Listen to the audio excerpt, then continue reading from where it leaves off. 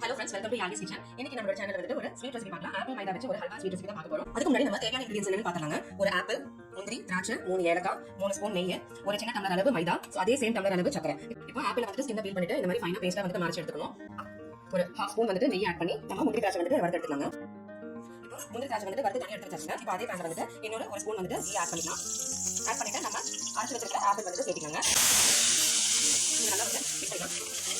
பாக்க வந்து 2 மினிட்ஸ் எல்லாம் வந்து இந்த கன்சிஸ்டன்சி வந்து நம்ம கொண்டு வரணும். இப்போ வந்து நம்ம எடுத்து வச்ச மைதா வந்து ஒரு டம்ளர் எடுத்து வச்சிருந்தா அது வந்து 1 டம்ளர் தண்ணி ஊத்தி நல்லா லம்ஸ் எல்லாம் வச்சு வச்சிரணும். இப்போ நான் வந்து மைதா வந்து நார்மலா மிக்ஸ் பண்ணுவேன். பட் மிக்ஸ் பண்ண போறது முன்னாடி நம்ம வந்து லோ ஃப்ளேம்ல வச்சு மிக்ஸ் பண்ணணும். இதை கட்டி விடுங்க. நான் மிக்ஸ் பண்ணிக்கிறேன். இதுல கொஞ்சம் கை விடாம வித்தியாசமா நல்லா மிக்ஸ் பண்ணிட்டு இருக்கணும். இது ஆட் பண்ணதுக்கு அப்புறம் கட்டி விடாம இந்த மாதிரி இந்த கன்சிஸ்டன்சிக்கு நம்ம வந்து நல்லா ஃப்ரை பண்ணிடுங்க. இப்போ நம்ம எடுத்து வச்சிருக்க 1 டம்ளர் சுகர் வந்து ஆட் பண்ணிக்கங்க. சரி, நல்லா இதுவா பண்ணுங்க. கொஞ்சம் சுகர் மெல்ட் ஆனதுக்கு அப்புறம் நம்ம கீ ஊத்தி பண்ணிக்கங்க. ஒரு லைட் மெதுவா மிக்ஸ் பண்ணிடுங்க. கொஞ்சம் லைட்டா சுகர் மெல்ட் ஆனதுக்கு அப்புறம் நம்ம கீ ஊத்தி பண்ணிக்கங்க. நம்ம எடுத்து வச்சிருக்க கீ ஊத்தி பண்ணிக்கலாம். கொஞ்சம் கொஞ்சமா கீ சேர்த்து இந்த மாதிரி நம்ம கை விடாம இந்த மாதிரி கலக்கிட்டே வரணும். அப்பதான் நல்லா வந்து இன்னொரு ஸ்பூன் ஆட் பண்ணிக்கங்க. நீங்க வந்து இந்த கேசரி பவுடர் வந்து ஆட் பண்ணலாம். நான் வந்து கேசரி பவுடர் வந்து ஆட் பண்ணல. அப்படியே தான் செய்யும். வந்து நமக்கு ஆப்பிள் மைதா வந்து ரெடியா இந்த கன்சிஸ்டன்சி வந்து நம்ம ஆஃப் பண்ணிடலாம். இப்போ நம்ம ஃப்ரை பண்ணி வச்சிருக்க முந்திரி திராட்சை ஏலக்காய் வந்து ஆட் பண்ணலாங்க.